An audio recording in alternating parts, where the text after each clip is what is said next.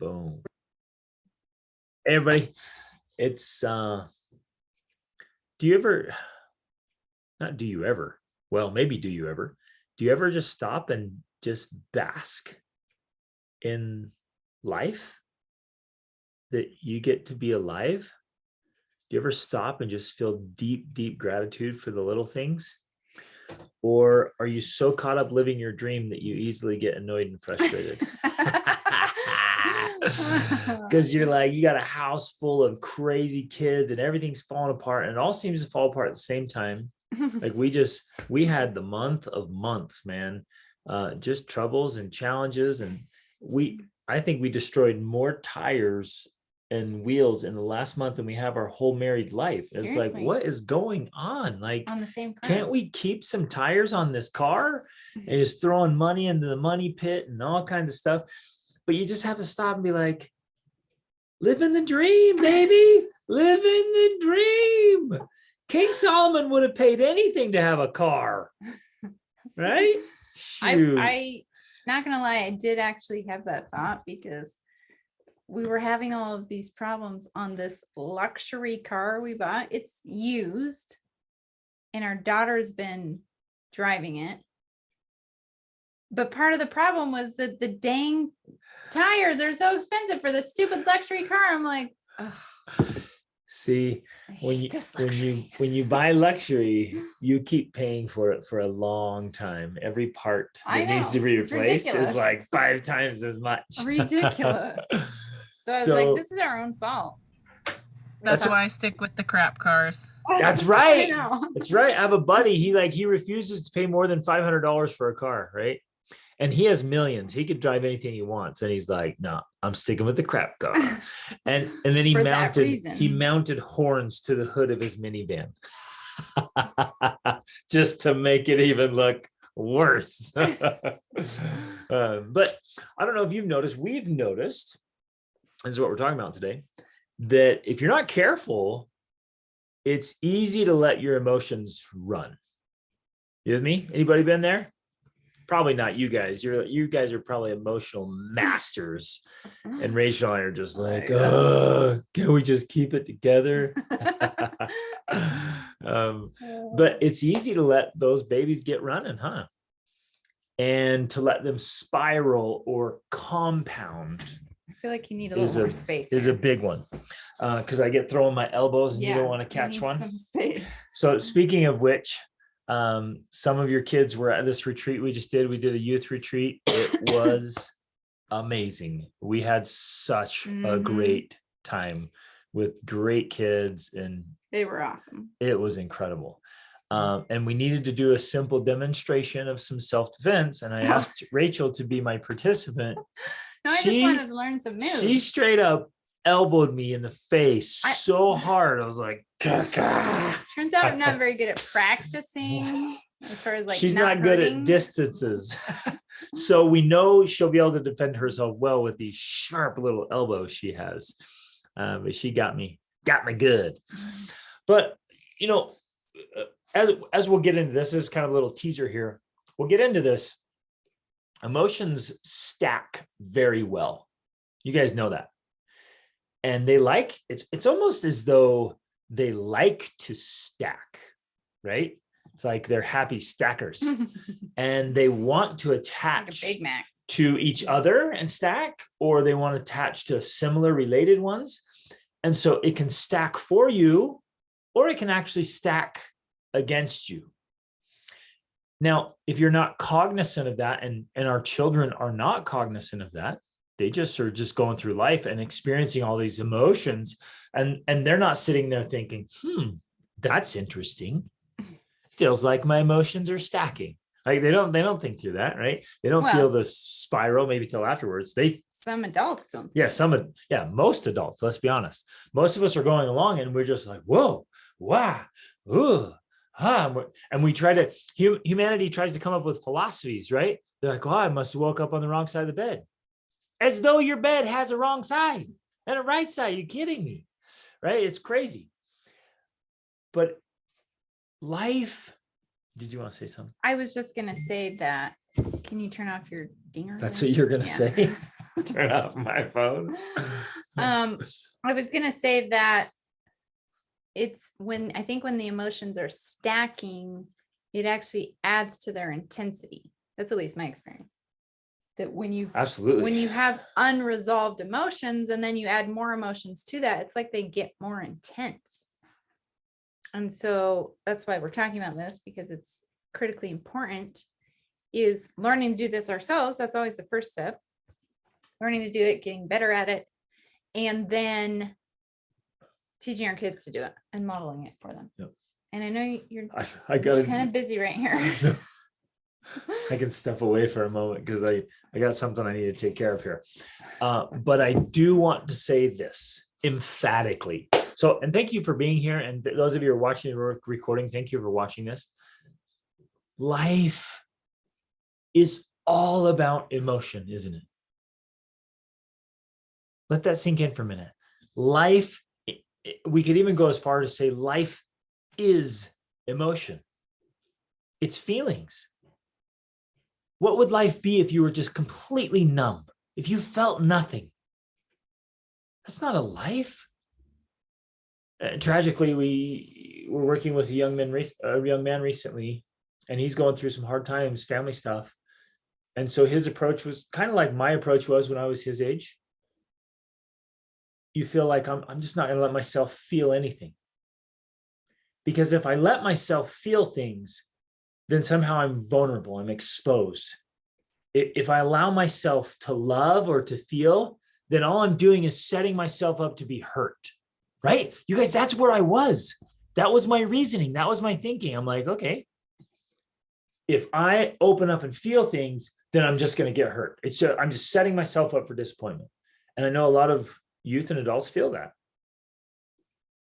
But life is feeling. Life is emotion.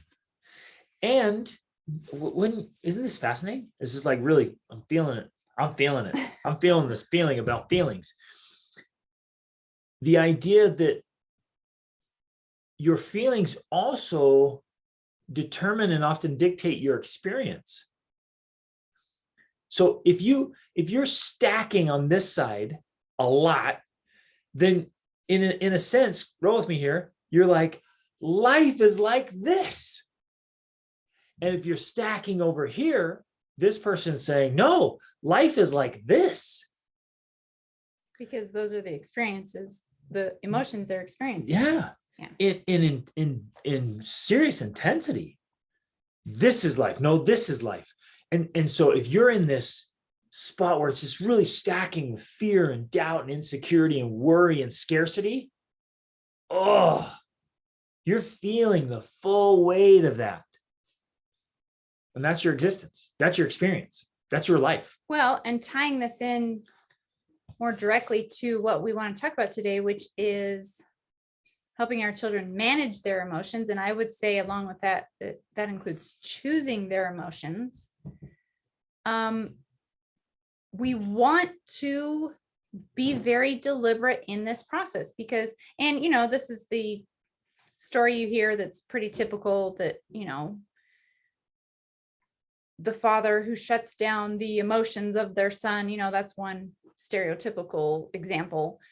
That if that's happening consistently in our homes and with our children, what we're doing is teaching them to have essentially a skewed view or a skewed experience of life, because we're either telling them what emotions are okay to feel and which ones aren't okay to feel, rather than giving them the tools to be able to handle all emotions. Or, well, I don't know if there is an or, like that's essentially what we're doing. We're saying to our kids, these emotions are okay and these ones are not. Or we're saying emotions are bad.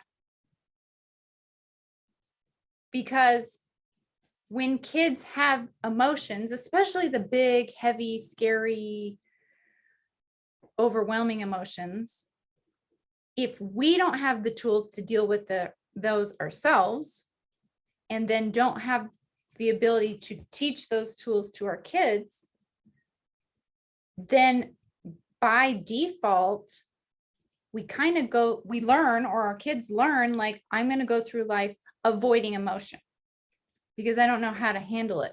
And it's interesting what happens when in that case is that because we're afraid to deal with big, heavy, negative emotions, we almost seem to insulate ourselves from big, positive emotions as well. Yes. Because it's the intensity of emotion that becomes frightening, not necessarily the positive or the negative. And so you meet tons of people, you work with tons of clients who kind of flatline. They may not be super depressed or negative, but they don't experience a lot of positive emotion either because they've learned to just flatline the emotion. That's the safe way. In certain It vehicles, feels safe. they'll put what's called a governor on the engine, so it can't go over a certain speed or over an RPM. So there's a hidden This is governor like a real in thing. there. Yeah, it's a real thing in a car. So you get a car, truck, vehicle, and it's got a governor. So it has this range of where it can go.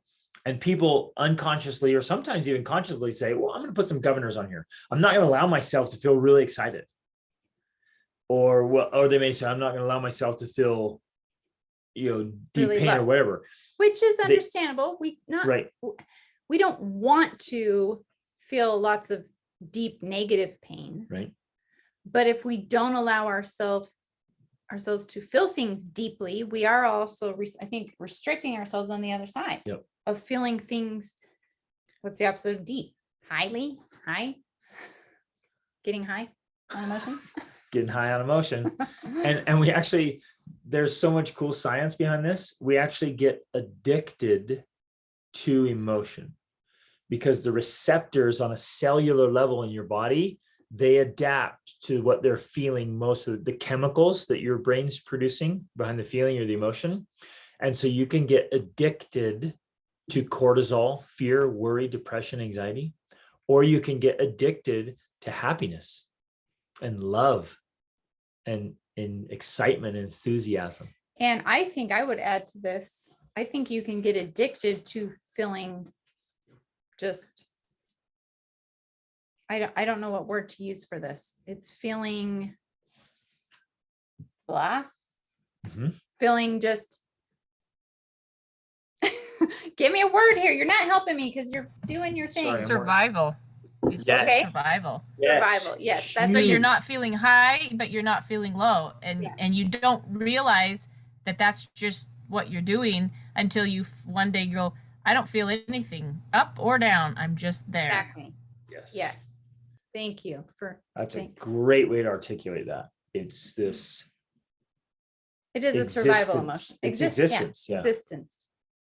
Exactly. So yes, you can get addicted to that feeling, or at least at the very least conditioned to that feeling, if it's not an addiction. Although sometimes I think it's kind of like an addiction because you don't want to go out of that range.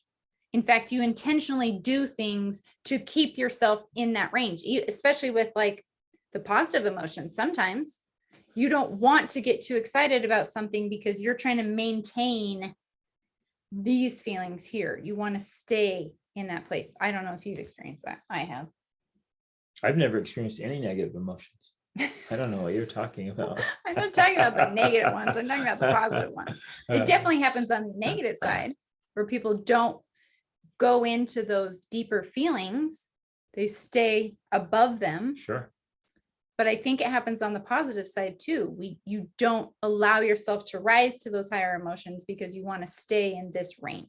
Because I think, well, there may be multiple reasons, but one reason I think is because it feels safer. Absolutely. We don't want to have the risk. But, oh, you guys, we know this. If we're not willing to take the risks, then we cannot have the rewards. And if we're not willing to risk feeling,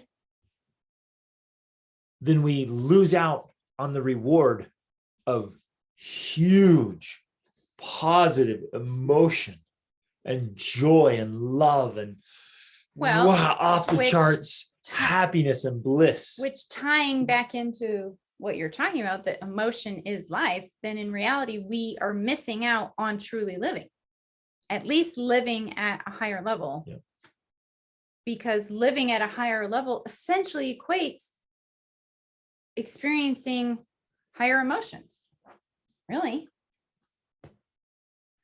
Okay. There's a couple questions. You want to hit him? I'm going to take care of this real quick. Yeah. Yes. Okay, so first of all, Laura's asking, when is the next youth retreat? Tina would really like to come. I'd like to try to get Thomas to come before he leaves on his mission. So we are actually at the moment considering doing a youth retreat at our house in Guatemala.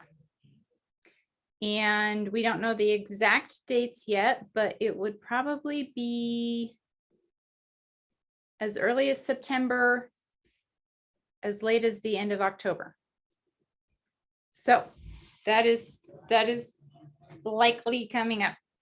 We don't, again, we're going to try to go back to Georgia, sell our house and prepare to move to Portugal. But before we go to Portugal, we want to go to Guatemala because our house there, we were there last year, 2021, and we remodeled it and we were doing the kitchen. The kitchen finally got finished after a year. So now it's done. The house is done and ready for us to go back and visit it and do a trip there. So that is something we're looking at doing. And the one that kids were talking about after they came home from the retreat in Norway, that's a family one or an educational one? Which one is that one? Yes. So I was going to talk about that next. So then we tentatively might have another trip after Guatemala, but we don't know yet. So it's kind of fuzzy, but in December, we are planning on doing a trip in Norway, and our family's actually planning on spending Christmas there, but the trip would end before Christmas. And it's going to be a family and or youth trip. So youth are welcome to come by themselves or families are welcome to come together. I've been working on those details and I plan to email those out as soon as I can. Yeah, so Norway. And then I'll give you the inside plan that's like may or may not change at this point. We don't know. We're talking about going to India in January to see the Taj Mahal. And then we're talking about let's see, it would be a teen trip. My husband and our teens want to climb Kilimanjaro in February. They were going to do it in September, but I think we're going to postpone it because we're going to move and everything. So Kilimanjaro in February and also a safari. So like, I'm not going to climb Kilimanjaro with my younger kids, but I am going to do the safari with them after they climb. So that's another thing that, again, this is the first anyone's heard of it. We just barely talked about it. So that's something else to keep on your radar there. Okay. So then next question, how do you overcome that? And I think this is talking about either the extremes in emotion, or you're talking about just what did we call it? The survival, the existence emotion. Is this what it's referring to? How do you overcome that if it's your spouse and you are the opposite? So basically the emotions are different with spouses. Is that what you're saying? Yeah. Okay. So for one thing, like that doesn't necessarily have to be a bad thing. Like I would say Greg and I are pretty opposite in our emotions, honestly. When we first got married, it was so funny because he would tease me and he would be like, do you even have a pulse? Like, are you alive? I better check to see if you're alive, because I was very it's not like I don't feel like I was in survival mode. I was just a very even keel person. Like I just was like, here I am. I'm here. This is me. And so he would tease me about that because he was just like, woo, all over the place, full of enthusiasm, excitement. And so in some ways, I think that can be a good thing because you can balance each other out in your relationship. And it can also balance the family out, right? And you get to provide, we're talking about teaching children to manage their emotions. You get to provide kind of differing viewpoints on this spectrum of emotion, right? And it helps kids. I know, like in our family, we've got Greg, obviously, that's full of enthusiasm. And then you've got me where I'm less enthusiastic, and I've learned to be more enthusiastic since we've been married and more emotive. But it provides, I think, this guide or this range that helps our children find where they lie, right? They don't feel like they have to be this one way, like this is the only way to be, or this is the only way to be. They get to see both, and they get to see how to balance that out. They get to see the pros and cons, the benefits. And so I think it really helps to provide them with this framework of, okay, these are the spectrums of emotion that are available. Where do I fall in on this? And what do I like about it? What do I not like about it? Because that is something else we also talk about. Greg was not always this way either. Like when he was a teenager, I think you guys know the story, he was very shy. He couldn't talk to people. He, couldn't even look at people. So he learned how to be this way. That was something he wanted to do. And so I think that's also an important part of the conversation that we have with our kids as we're teaching them to manage their emotions. Like, where do you want to be? Where do you want to improve your emotionality? I don't even know if that's a word, but it feels good. I'm answering her question here about spouses on different spectrums of emotion. And, we are on opposite spectrums, but like it provides this framework for our kids to figure out where they want to be on that spectrum. And then I was saying how you've chosen to be the way you are. Yep. You didn't come that way. Right. So we always include in that fact, into the conversation with my the kids. experiences early on drove me to a spot when I became conscious of all this, the choice. I was like, I don't want to be in the spot where my experiences drove me to be. I'd rather be in a different place. Mhm. And so I consciously worked back to a different spot where now my major predominant emotion most of the time is joy, gratitude, enthusiasm, optimism. Mhm. And I just feel great. I just love life and I'm excited. And that's where I want to be. Right. And I deliberately chose that. So I thought through, like, where do I want to be? And this is what I'm going to do. And so I got to that place and crafted that. So in this conversation, you guys, we have to remember that it is a choice. It is absolutely a choice. And it doesn't matter if you've been that way your whole life. If you want to be a different way, you can do that. You can shift that, you can craft it, you can make it. You can redesign your whole emotional disposition. But well, one quick thought. The best way to consider that is just ask, is this serving me? Is it serving me to be so stoic or so numb or so negative? Which sometimes stoicism serves you. Like, it's not that that's a bad thing per se. It's a genuine question. Does it serve you? Right. But that being said, like, one of the things I was pointing out is that we're not trying to raise our kids, when we're talking about managing their emotions, we're not trying to raise our kids to be like you 100% all the time. You know what I mean? We're not saying that this is the only way you should be.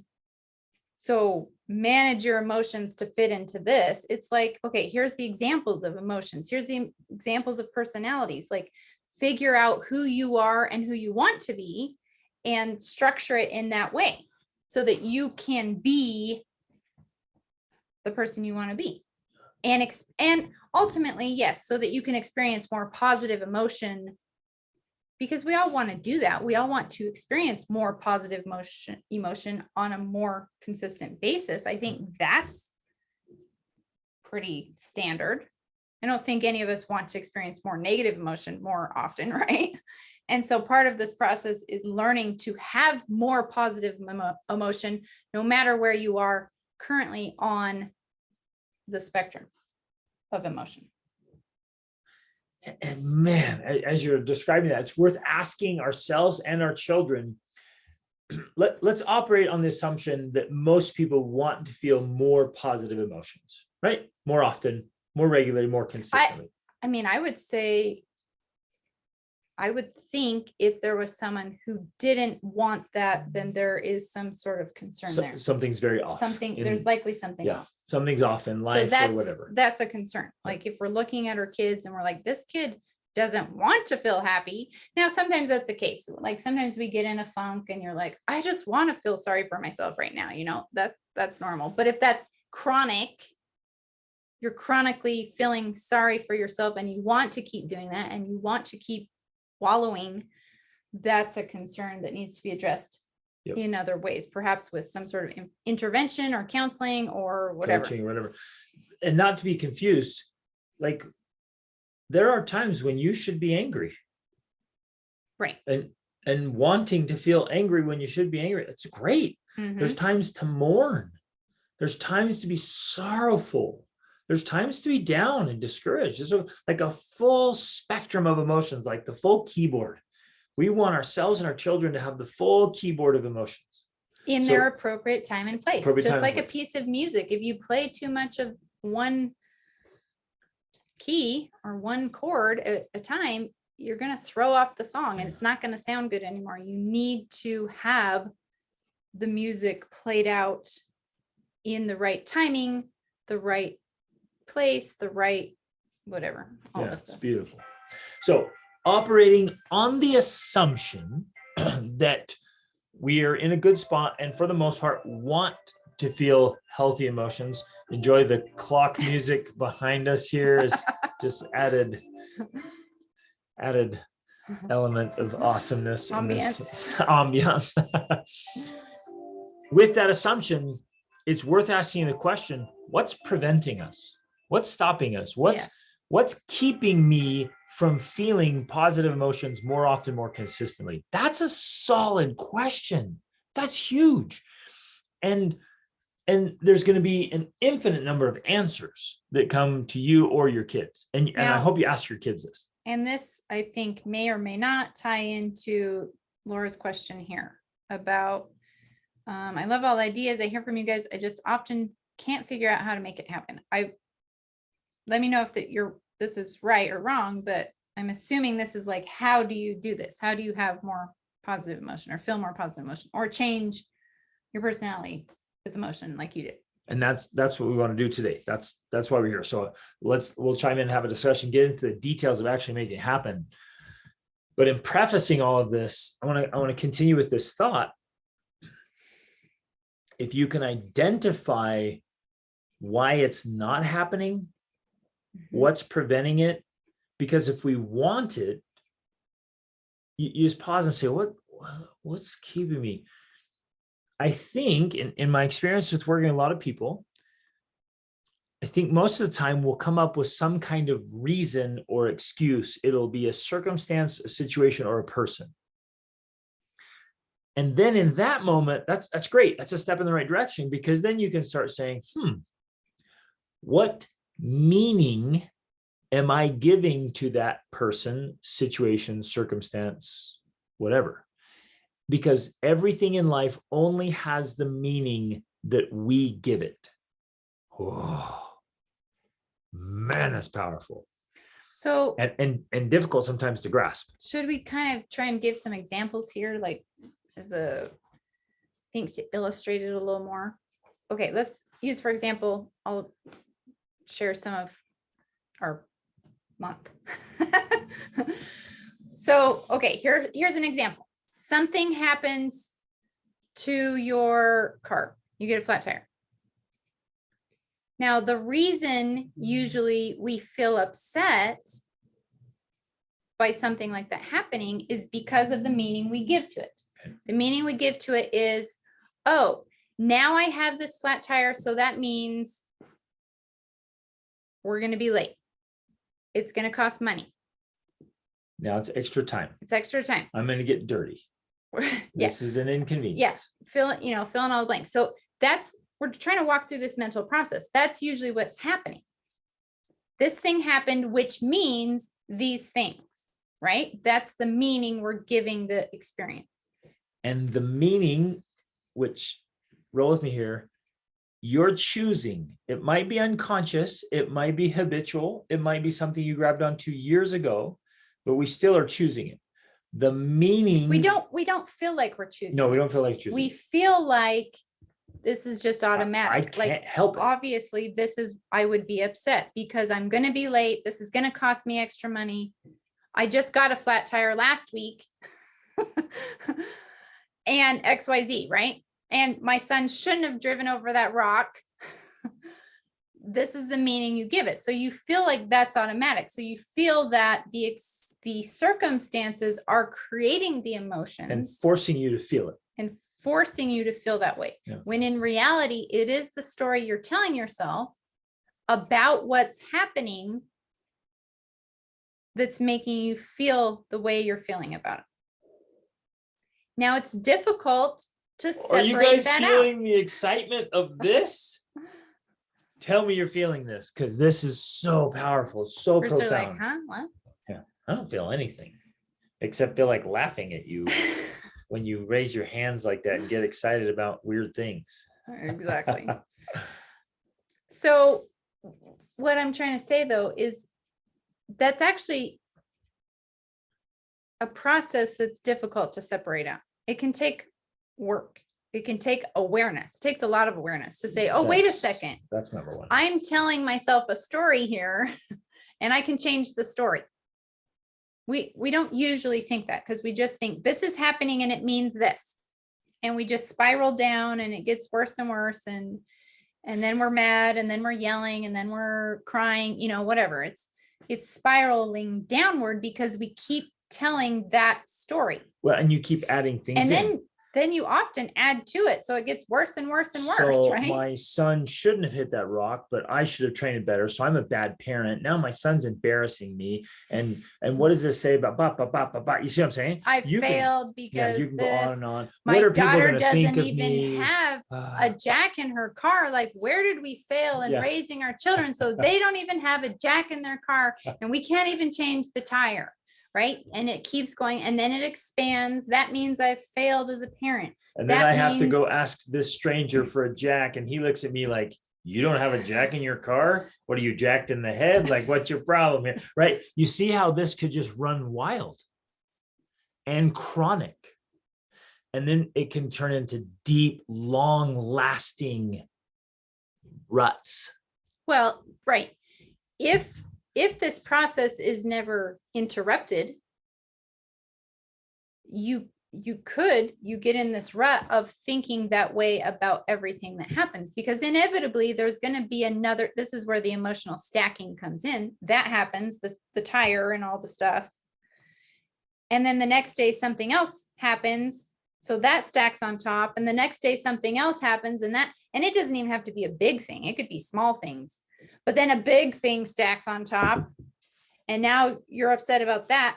And so it keeps spiraling. Well, it's actually spiraling downward, likely spiraling down into deeper and deeper emotion. And now you get to this point where you're like you're afraid to open your email because something bad is going to be there. You're afraid to answer the phone because somebody's going to call and say you owe them money. You're afraid to you're afraid to wake up.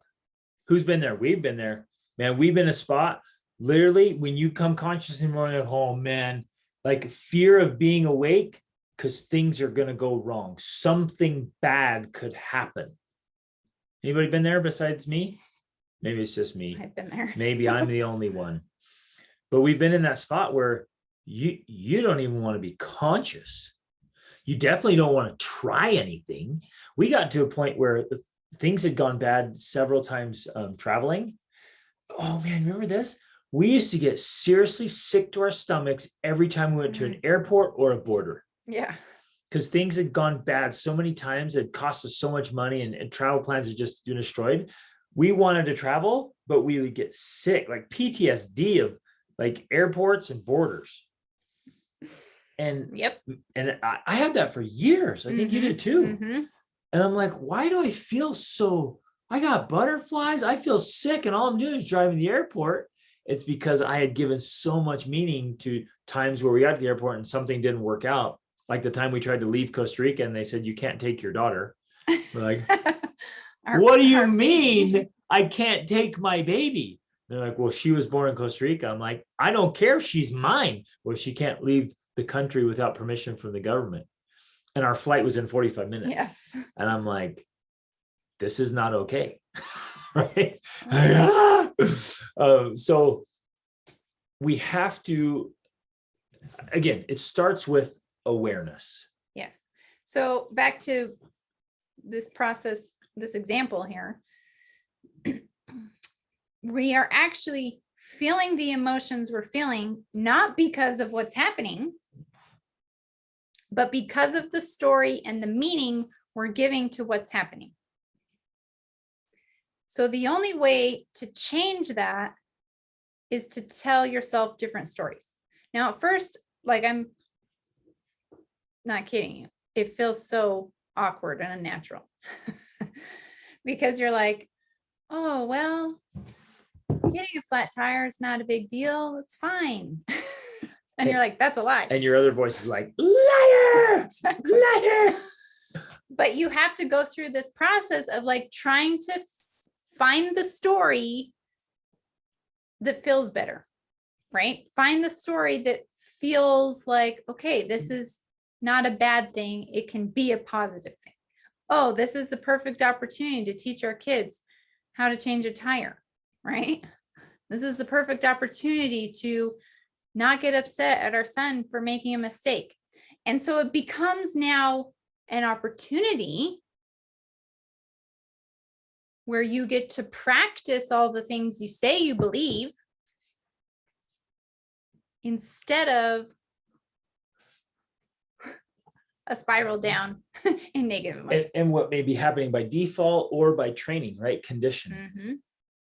So let's do this in a concrete way, and let's have a discussion here. Let's talk through it. You guys can even share specific examples and be like, hey, what would I do here? And it can be for you or for your children, because we cannot effectively teach this to our children until we are effectively doing it ourselves and modeling it. And I would even say, once we're modeling it, then articulating out loud the process we're going through, because our kids, they like see you upset and then they see you better and they don't know what happened in between. And they don't know if you're hiding it, bottling it up, ready to explode, or if you processed it. They don't know. And you have to walk them through it. And so we have to model this. So let's go through a scenario. You rolling along, having a good day. And here's one. Your children start to fight. Okay, your kids are fighting. Now, maybe that never happens in your guys' homes, so it might be not very realistic. But if it does, if your kids ever fight, roll with me here on this one. Maybe it's just angelic choirs in your home every day, and you're like, what is this fighting you speak of? But if there is anyone here whose kids fight, in that moment, you have a choice of what you're going to choose to think, which will create a feeling, which will drive your response.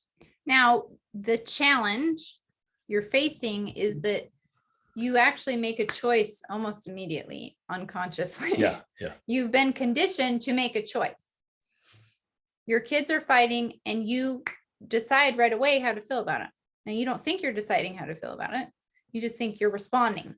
And they're making you feel that way. And they're making you feel that way. But the reality is you actually are making a conscious choice based off previous experiences with them fighting.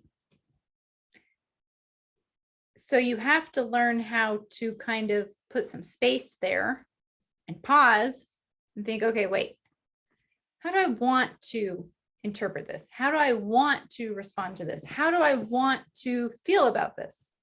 How do I want to use this?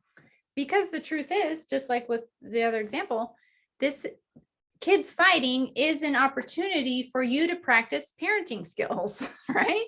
And emotional mastery. And emotional mastery and diplomacy and tact and negotiation and communication and like and I'm gonna on go, and on. I'm going to go a lot deeper here. I meet people regularly who maybe kids fighting draw something up from their childhood when they witness some fighting or something going on either in their own home or some experience from years or even decades ago. It draws up this thing. So when their kids fight, they're reacting emotionally to something that's 2 or 3 decades old. Let that hit home.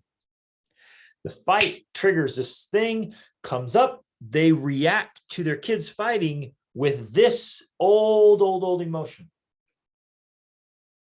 and the meaning it has back there. So they're not reacting as their best self to 2 little kids trying to figure out life. They're reacting from this. Well, which is interesting, like you said, was, let's say that it happened in their childhood. That could have been 30 years ago. They're reacting with the emotions of A child. But this really happens. Like, we get this programming. Essentially, we're being programmed our entire lives. And very often we pick up things from things we hear or see or connections that are made in our brain. That becomes our programming. And then that often stays with us. I mean, you've heard us talk about this before, like not updating your apps in your brain, you know, that programming stays with us throughout life until we consciously update it and say, whoa, wait a second, that's old programming. I picked that up when I was 8. I need to get rid of that. I need to have a new response. So yes, this is very often what is happening. And it's all happening, of course, unconsciously, subconsciously, like we're not aware of it unless we make ourselves aware of it. But when our kids fight and we're like, fighting means this, and we respond with this old programming and we respond in a way that isn't effective, ultimately, we're just perpetuating that. So we have to create this space there of like, okay, what am I feeling? Why am I feeling this? Where does it come from? Does it come from way back there? How do I change it? How do I update it? What do I want to do instead? What would I actually like to feel about this? How would I actually like to respond to this? What kind of skills would I like to have in this moment? Now, what's interesting is that I'll often do this process while my kids are fighting instead of dealing with them fighting. And that works. I actually try to anticipate this. This is one of the things I want to share today. I try to think through it and anticipate it and process this whole thing. So tomorrow when something happens, I'm like, booyah, I saw that coming. You were going to fight today. How did I know that? I'm ready to respond as my best self with the emotion I want to feel. Because I'm not getting sucked in because I saw this coming. But it's always when I feel like I got blindsided, caught me off guard. Like, oh, I wasn't ready. I wasn't ready emotionally to respond as my best self. But what Rachel's saying works too. They start fighting. You're like, wait a minute. I don't want to jump in here.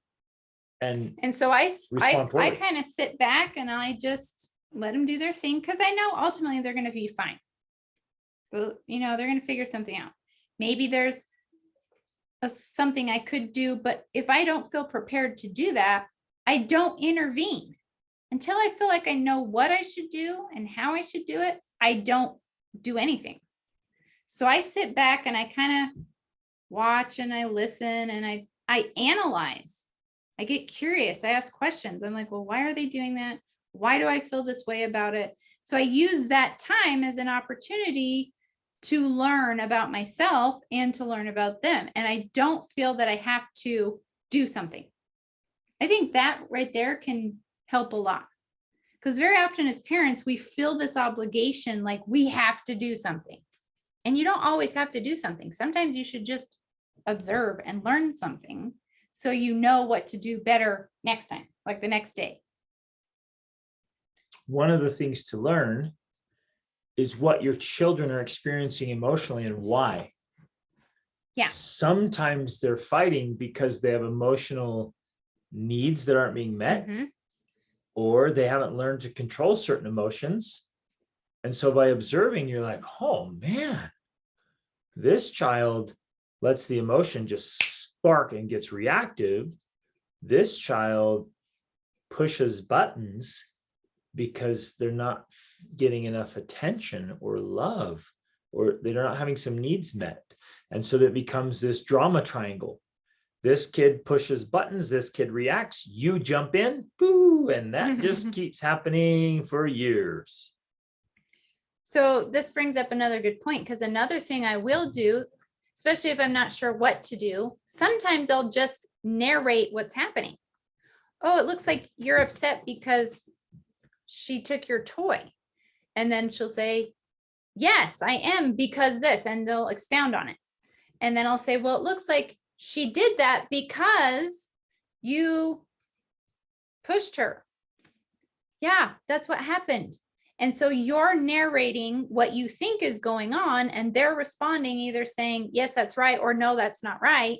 And then it gives them the opportunity to expound on what they're actually thinking or feeling. And process. Right. And so then you're helping them both kind of understand, because the same is true for them. They don't know what's going on. The kids often don't have enough awareness to realize, oh, my sister pushed me because I did this thing to her. It's like it's disconnected. They didn't know or forgot or whatever. They weren't aware.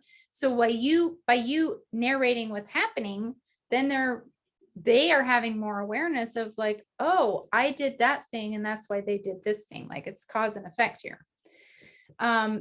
And that can help. That helps a lot when you just simply notice and narrate and voice potential emotion. And I don't do it in a way of like, you feel like this and you feel like this. I say, oh, it looks like this. So you're giving them the option to say, yeah, that's right, or no, that's wrong. But you're just expounding on what you think is happening, which then allows you to walk through the process of solving that together. Like, well, what do you want to do about that? Well, I think you should do this. I think you should give the toy back, and you should apologize for pushing, and then let's play nicely together. So. Beautiful. Okay. So there's one example where you can kind of hit the pause button, and it doesn't even have to be a long pause. It could be if it needs to be. But pause, awareness, conscious choices. How do I want to engage? Do I want to participate in the fight? Not usually. I've told you guys before, I had this client, every time he was working from home and when his kids fought, he would get up and he'd go up angry, upset, and get in the fight. He's like, I'm tired of getting in the fight. It's not the kind of dad I want to be. I'm like, cool. How would your very best self respond? It's like, I'd go peacefully. Like, okay, why don't you go up when your kids are fighting? Why don't you go up and give them hugs? Mm-hmm. That's going to be a pattern interrupter, because your kids are expecting a consequence and you walk up and you hug them. I really love you guys. Whoa, huh? Yeah. Well, you're sparking more days. Can I keep interrupting you? Go. Okay. That is actually another strategy that works well. And I found that this works with my 11-year-old, my 15-year-old, definitely my 5 and 8-year-old, that when they are fighting, because here's the thing, when you are feeling some sort of negative emotion, anger, frustration, irritation, like, it just comes out. And so for kids, especially, they're feeling that, and it's coming out in like feistiness or fighting or contention. So one of the best ways to diffuse that is to simply go in and bring more of that calming, peaceful emotion. So I'll go in and I'll pick one of the kids that's fighting, and I'll be like, hey, do you want to cuddle with me right now? And they're used to that. So they're like, yeah. And they come over and they sit and we cuddle for a little bit. And I pet them. I tell them I love them. And I say, how's your day? Let's talk about it. And then if they're feeling feisty, they'll be like, well, I feel this and this and this. So they're processing the emotion. They're explaining why they feel the way that they do. And it calms them down. It helps them to release that negative emotion. So then they feel better.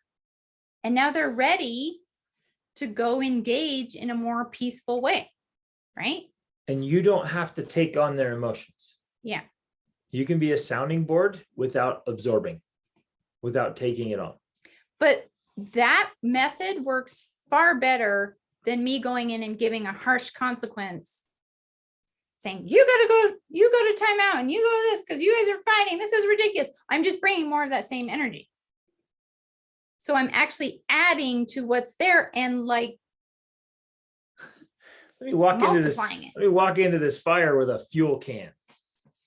Exactly. Right? Yes. It just doesn't work. And because we've been doing this for so long, our teenagers don't fight at all. They don't fight with each other. They don't fight with us. Like, it's amazing. And that's how teenage life can be. And so the littles are figuring out their little squabbles. They're just understanding, and we bring this energy of calming how to, and then when they grow up, they're like, whew, they just roll in. It's amazing. It's amazing. But that's just one example. And we have to be cognizant of what's going on. So let's do some more examples. Let's do questions, comments, thoughts, other example things that Or his maybe comment. you It's funny. go read it. I'm laughing and crying. This was back when we were talking about the car, the flat tire. You're describing my life last night and this morning, not the exact circumstances, but very, very close with something that happened to my son. Yep. This is life. Like, Life is emotion.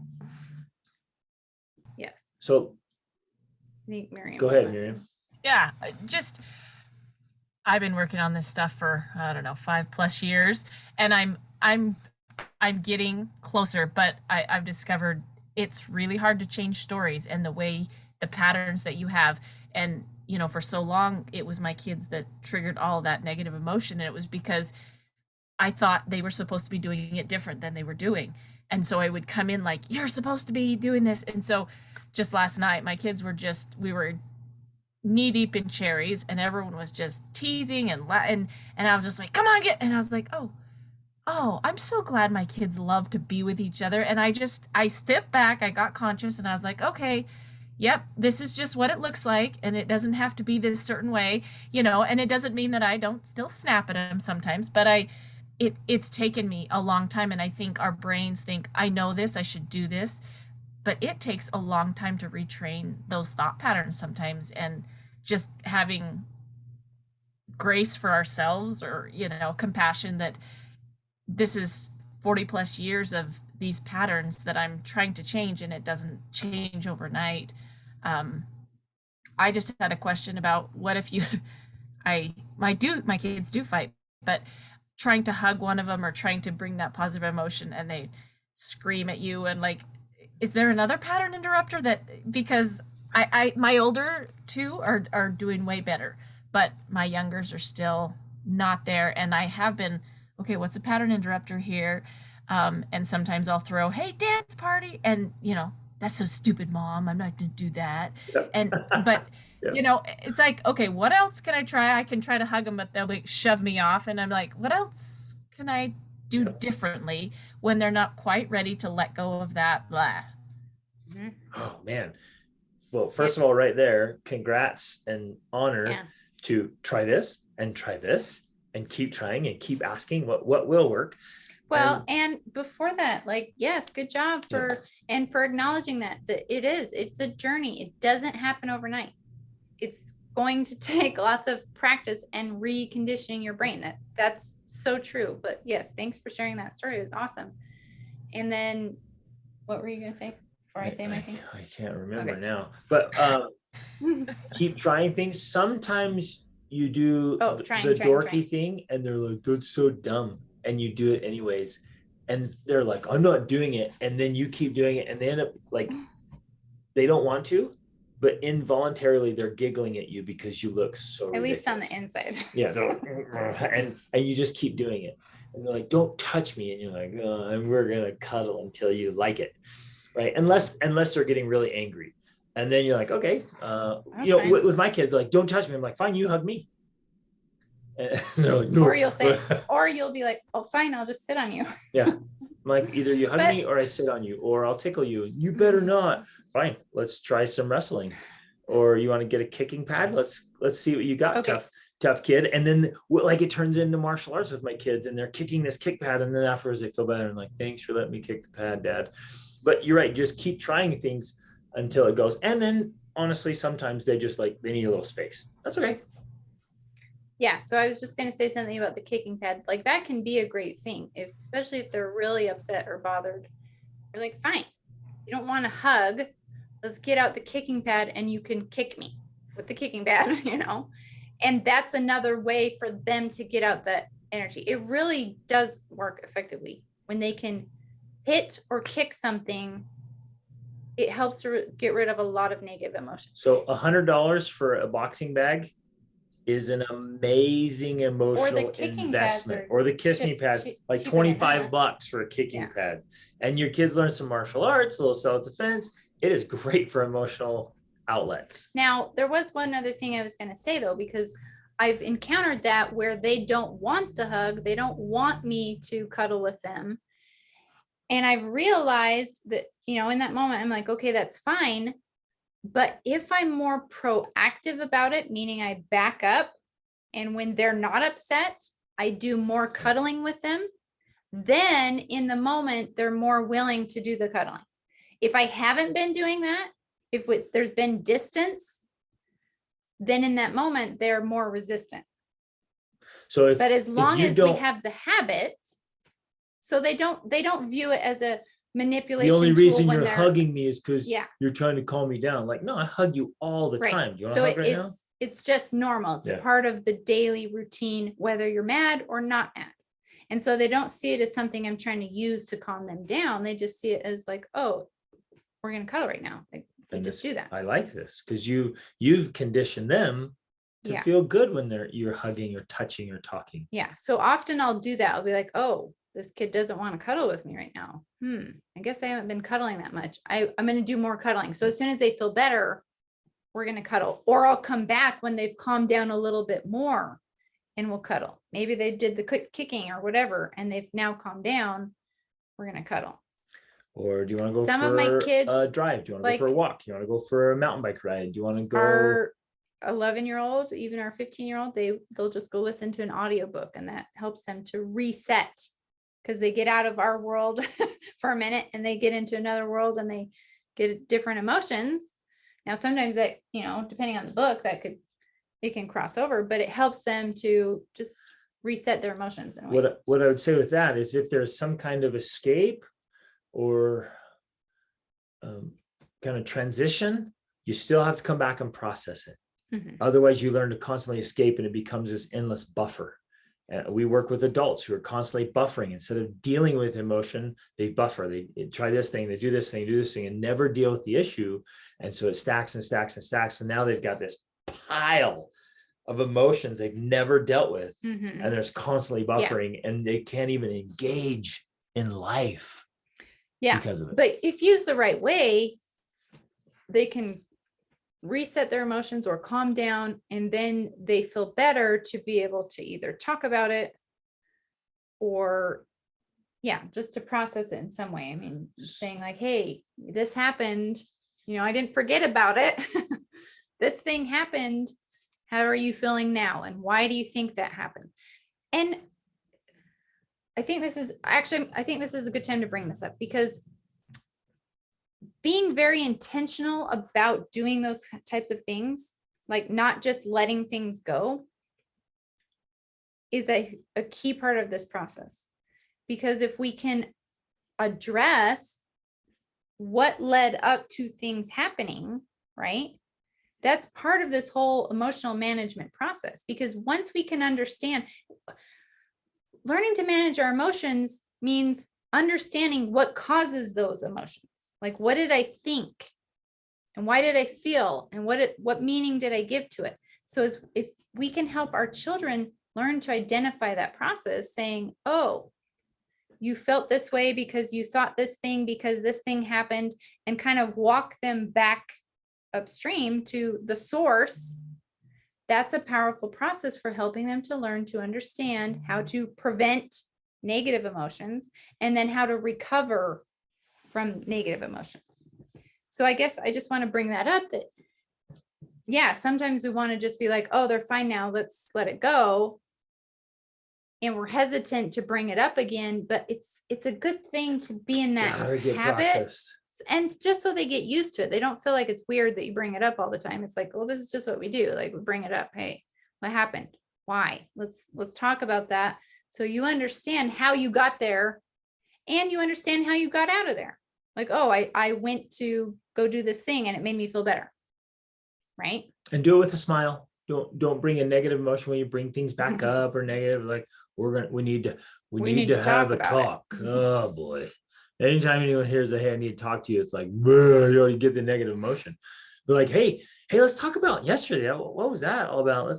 Let's work through that. Like, what do you think that happened? And it's upbeat. So it's like, good. Okay, let's process. Oh, that's cool. It's fantastic. Let's move along. Woo, that's it. Yeah. I wanted to share one more thought. Well, I wanted to share one more thought. May I have a turn at some point I don't during know. the training, please? Yes. About it. So what Miriam was saying is like, hey, we've been doing this for 40 years. Like, it takes time. Totally true. And the science behind that is you create these neural pathways, and the more you do it, the more it turns into, like, if you compare it to an interstate. So you have an interstate to act this way, and you want to act this way, but that's a little dirt path. Mm-hmm. So you're more likely to take the interstate at fast speeds than you are to take that little dirt path around. But the more you do it, the more it fits. We've learned something in the plasticity and in psychology that helps disrupt that. Pattern interrupters obviously work, but there's leverage. There's ways to create leverage where you've been stuck in this one way for so long and you really want to transition. How can you leverage to get there quicker, sooner, more often, and get rid of this old way?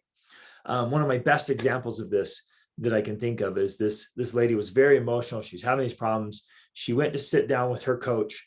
And as soon as she sat down, but I mean, before anything happened, she sits down, her butt hits the chair, and she leans forward, just sobbing. And her coach leans across the table and screams, just, you stop that crying right now. And she was like, didn't he say something like, we haven't started yet? Yeah, don't stop. And so she stops and she totally gets control. And she's like, oh, I'm sorry. And he's like, oh, see that? That was amazing. You just totally got control of yourself. He's like, I wasn't really mad. I was just giving you a pattern interrupter. I was showing you that if you have leverage, you can control your emotions. It's like, whoa. So then we've tried to do that lots of different times. And I'm not, in sharing this, I'm not tooting my own horn here, but people often tell me, they're like, when they're about to do something, they often say, what would Greg do? It happened yesterday. I went on some hike with these young men, and they're like, whenever we're doing something, we just stop and we'll even ask each other out loud, hey, what would Greg do? Right. And I'm like, great, whatever. Use any example you want, but just one that works. And if you feel like you just have, like, people say, like, your voice is in my head. Every time I have this client of mine, he's like, every time I'm tempted to eat something, you're just there and you're in my head saying, are you going to disrespect yourself by putting that in your body? And he's like, I can't eat it because I just hear you saying, are you going to disrespect yourself like that? And so whatever it is, like, pick somebody that you love and admire, whatever. I do it with Theodore Roosevelt Jr. You know, when I'm about to, I'm like, I could run up that hill or I could go back. And then I'm like, what would Theodore do? Of course he would run up the hill twice, right? He's like, and so I have this thing. So that becomes this pattern interrupter, becomes a moment of leverage. Would you do it? Like, here's this, right? I'm sorry, I'm laughing because I'm thinking Greg went hiking like 3 days ago, took our dog. He hiked up this mountain and there's a letter on the mountain. He hiked up to that, then decided to go to the next 2 peaks after it. Our poor dog is like dying and he has to carry him off the mountain. So that's why I'm laughing when I'm thinking about you and Teddy Roosevelt. I'm like, the poor dog's like, I didn't sign up for this. I'm not Theodore Roosevelt's dog. I know. I'm sorry. But I push his limits big time. And this goes so many directions. Can I add to this a little bit? Because this is good. Yeah.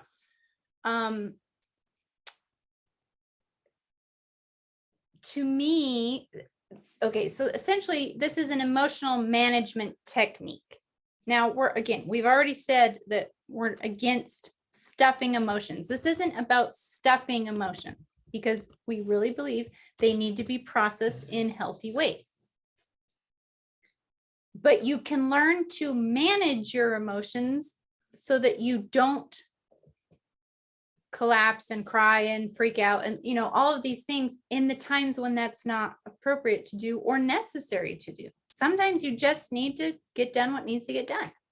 And sometimes you need to hold it together for the kids because they don't need to see you collapsing, right? Sometimes it's good for kids to see us showing a lot of emotion.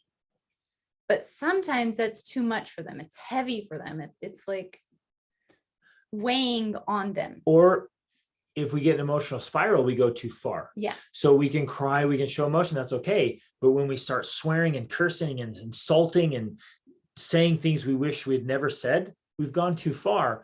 And in that moment, it's good to picture somebody like, hey, what if this person I love and admire, respect was standing here right now? Would I say that? Yeah. So it's kind of this way of thinking, because all of us know this. We have the ability to act differently when certain people are watching us. Maybe it's your mom, maybe it's your neighbor, maybe it's whoever, a religious Maybe your leader. mom's the one you scream at, so not your mom. So not that. But we've all done this, where if that person is there, we behave differently than when they're not there. Now, we tend to think that that's a bad thing, that either we need to be, we should be congruent, which is true. We should be congruent. But I think what ends up being a bad thing when we feel like it's okay to just let ourselves go when that person's not watching us, as an example, right? So it's not a mask. It's not right. a facade. It's not a mask. It's not a way of show. just saying, recognizing, like in this example that you gave, I have the ability to control myself. So if sometimes I have to imagine that Greg's standing there watching me in order to maintain composure, then that's what I need to do. Which she told me the other night. Yeah, I did. I used to do this. So that's well, funny. you tell him what I told you. Well, I want to know from your perspective. She said it was just funny. We were just kind of talking about. She's like, there was a couple times when you were on long trips that I yelled at the kids, and I was like, oh, I didn't know that. And then she said, you got to a point where you're like that you would act if I were there, like you do it differently, right? And so again, it's just leverage, right? You're just using leverage to try to be your best self. Right. So I noticed, when we had lots of small kids and stuff, I noticed that obviously we had a different, unique lifestyle because we were together practically all the time. But I had noticed when he wasn't there, that's when I gave myself more freedom to just like bleh or yell or whatever. And I'm like, well, wait a second. When Greg's here, I don't do this. Why am I doing it when he's not here? So I just started behaving as though he was there all the time. And then that I didn't vomit emotionally, because using him as being gone is an excuse, which was often what was happening. He's gone. That means I can collapse. Well, no, I have the ability to control myself. I can do it when he's here. So I can also do it when he's not here because I have that ability. It's me. I have that power and I can choose to operate it whenever I want. And I don't have to have his physical presence here to do it, even if I have his head right here watching me. I just thought of something significant. Well, the opposite might be true for some of you, that you feel really great when a certain person isn't around. But when they are, you're like, oh, I always feel bad when that person's around. Like, wait a minute. If you have the ability to feel a certain way when they're not there, then choose to feel that way when they are. It's amazing. It's challenging. So essentially what you're doing is you're recognizing that you have this ability and you're using this as a tool to manage your emotions. And again, re-emphasizing, we're not talking about stuffing or ignoring your emotions because there is a time and place to process it. There is a time and place to cry and to break down. There's a place for that, but it should be done in a place and with someone who can help you and not just with people who now feel poor innocent victims to your emotions. Right. Okay. The last thing I think we'll close with is I just want to talk about recovering from negative emotion, having the ability to recover from negative emotion and get back into positive emotion. And we've kind of touched on it a little bit, but it's just learning to recognize what things actually put you in a good mood. And then using those things intentionally to get into a good mood. Or get back into or to get back into a good mood, right? So even just last month, we literally had like this whole string of events, unfortunate events. And I was like in this funk. And then I remembered I was driving somewhere because we've been doing tons of driving. And I put on one of my kids' playlists, actually my son that's working at a farm, because he's our music guy. When he's at our house, he's playing music all the time. And I realized that actually has a huge impact on the family and on me. Like I hadn't listened to any music for a long time because he hasn't been around. And so I put on this music just by chance and it just changed my mood. I felt better. I felt like when he's around, he has this very happy personality and he's always playing music and being our DJ. Wherever that kid goes, he is just this ball of energy and light and goodness. Everywhere he goes, he just brings this energy that's so beautiful. And it's amazing. Yeah. And that's part of the conditioning, the way we raise our kids, trying to I made this commitment every single day since we adopted Kaya. The very first thing they would see, the very first interaction with me would be a big smile and like, hi, it's another day of life every day. And they still get that when I see them. I'm like, oh, hey, big hug. And I'm like, excited to see you, right? It's another day of life. It's exciting. It's great. And Kimball has embraced it the best. I mean, that kid just wakes up happy. He's always happy, no matter what's going on. He's just happy. It's amazing. Yeah. But so this moment driving, like I'm listening to the music, I'm feeling better. And I'm like, yeah, duh. We have to be intentional about doing things that bring back positive feelings. So if you have to, make a list or something, like have a list of like, this is what makes me feel good.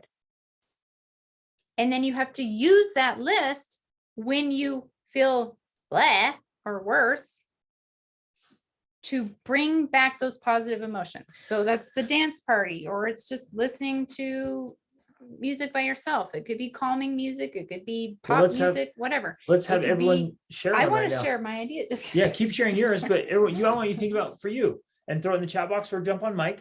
What are a few things that make you feel good that you can do proactively? Just out the gates, you should try to do things that make you feel good ahead of time. Don't just wake up blah and wait for something bad to happen and then go, oh no, I need my list, right? Get up, get into a good place. That's partly the purpose of a morning routine, is like doing things in the morning that are going to help generate positive emotions before you get into the day and face the potentially negative emotion creating experiences, right? I had this funny experience with a client real quick. I gotta share. It's worth sharing. I wake up and when I get into exercise, like I feel fantastic. And so I was like, hey, in your morning routine, get up and exercise. He stopped getting up. I'm like, what's up? He's like, just the dread of exercising first thing in the morning. Like, so he would set his alarm and go off and he'd be like, I don't want to work out. And then like it created the opposite effect. So I'm like, dude, do something different. Yeah. Like pick something that you wake up and get excited about. You're like, oh, I love it. I love getting up. I love my day. And he would exercise in the middle of the day. Yeah. For me right now, I think about writing my book because I'm writing my first memoir. And so I wake up and I'm like, oh, I'm going to write on my book. I want to do that. So I get up to do that thing. I love having a cup of tea or, what do I call it? Herbal fusion. And reading a book at night. Let's see. Laura says, I really like this idea about how your kids first see you in the morning. Yes, we always have a morning hug in the morning. I like the idea of adding a smile and being cheerful with that. I like the idea of putting it into more parts of the day. Yes, exactly. I think, yeah, you started that. And I think that's something we've done consistently. When we see our kids in the morning, we greet them. It's a big deal. It's not just like, oh, you're up. Hey, It's not it's the a hug, usual it's a morning kiss, it's grunt. hello, We're how like, are you? Good "Meh." morning, I love you. We really try to be intentional about that first interaction in the day, because that helps to set this mood of like, hey, we're happy, we feel good, instead of like, Miriam says, read a good book, meditate, dance, music, tend my flowers. Yeah. Yes. Yep. All of those. Yeah, are great working things. outside in the yard or doing something Even in nature. some breathing or a simple Breathing, yeah. gratitude exercise. It's so easy. We did this with the group, with the youth. It's so easy to stop and say, hey guys, take the next 30 seconds and just fill your whole body with gratitude for one thing. And it just shifts the whole mood. You're just like, oh, that feels so good. There's little things you can do all the time. We just have to do them. We're not doing them. And so we will get in a kind of a funky mood. And instead of changing that, stopping it, replacing it, we just stay there. Some people stay there for hours, others for days or weeks. Then occasionally we meet somebody who's been there for decades. They just got grumpy and never stopped. And I'm not joking. That's sad. Just Mr. Grumpy Pants for his whole adult life. And he just spreads negativity everywhere. Like, so unpleasant to be around. Why would you do that when there's so many ways to feel good? So help your kids acknowledge things that make them feel good, like genuinely good. They can get confused sometimes. They think, oh, scrolling on Wastagram makes me feel good. And no, it doesn't. Like, what makes you actually feel good? Help them to recognize it. They won't recognize that right away. Maybe many adults won't. They don't know. They're like, I just want to watch Netflix and now it feels so good. Like, really, does it? Like, does it make you feel good, or are you just escaping from this life you don't like? Yeah, sometimes we're just escaping from the negative emotions, but we're not actually generating positive emotions. Almost as like, if there's a baseline here and you're way down here, you do something that brings you up here, but you've never even crossed the baseline into positivity. You're just, I feel less negative than I was feeling a moment ago. And you're like, why would you stay down here when all of this is possible? Right. And then you guys just, I don't know how to articulate this well enough, but absolute bliss and joy are available to you.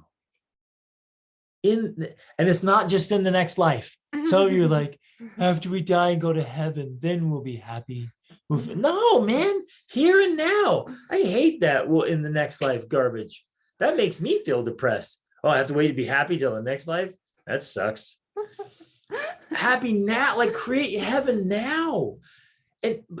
And I meet people all the time. I'm like, and I tell Rachel, I'm like, I don't know if that person even knows what kind of joy is even possible. I don't know if they've ever even felt the happiness that's possible, the love,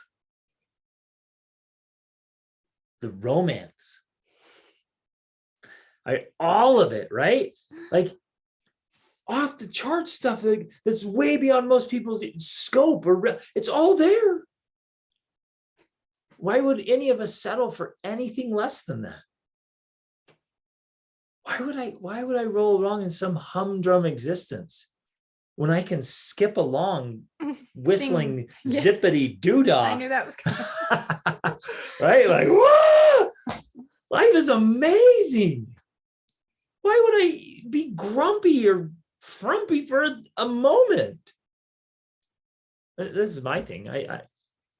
I'm just a happy guy because I want to be. Because you've cultivated that. Because I've trained myself to be. Where we don't rise to the level of our expectations, we fall to the level of our training. We don't live at the level of our hopes. We live at the level of our habits. So my habits are up here. And I love it. And when everybody else is whining and crying, I'm going to be whistling. Life is good. And they're like, I've literally had people ask me what drugs I take. No joke. They're like, no, seriously, do you do drugs? And I'm like, no, man. Well, yes, it's called serotonin and dopamine and endorphins and all those other good drugs. Adrenaline. Adrenaline. I'm a drug addict on the inside. I got my own pharmacy, and so do you. So let's operate there, right? Let's operate there. Okay. Just one last thing here, because Laura said, I would love to see something like this in the habits class for youth. Have you ever done one that focused on dealing with emotions? I think you actually do talk about it a lot. Ton. Yeah. Weaved in there. So Yeah. it's in there for Yep. sure. You can't not talk about Yeah. it. You yeah. can't not talk about it. It can't not come out again and again and again, just dealing with emotions. But we'll deal with it specifically. Actually, this next semester, we'll deal with it specifically because we're reading books about this teenage girl. She was in Hungary with her family. The Nazis came in, grabbed her, took her to Auschwitz. And her whole book is like keeping it together. Even long after the war, like, am I going to be happy or am I just going to hang on to what happened? So we will definitely talk a ton about this.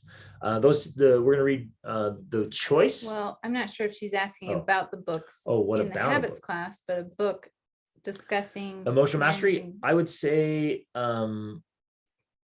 The Untethered Soul is excellent.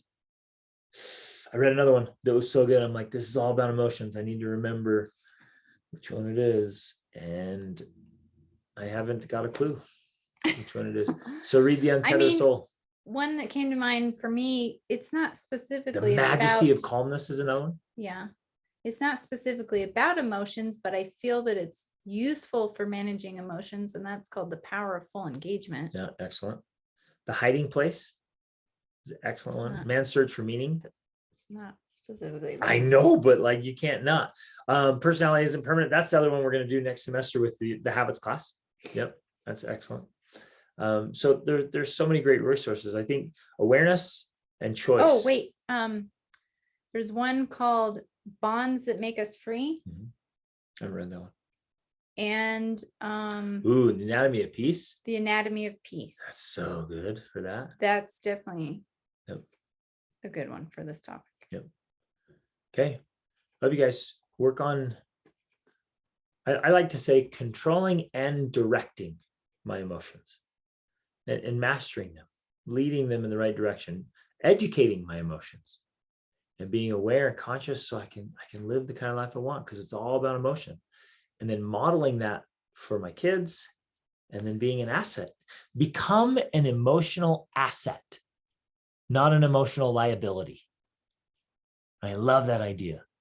And you just helping everyone around you, everyone within your circle of influence can feel that. This is awesome stuff. Okay. Love you guys. Have a fantastic week. Thank you. Thank you.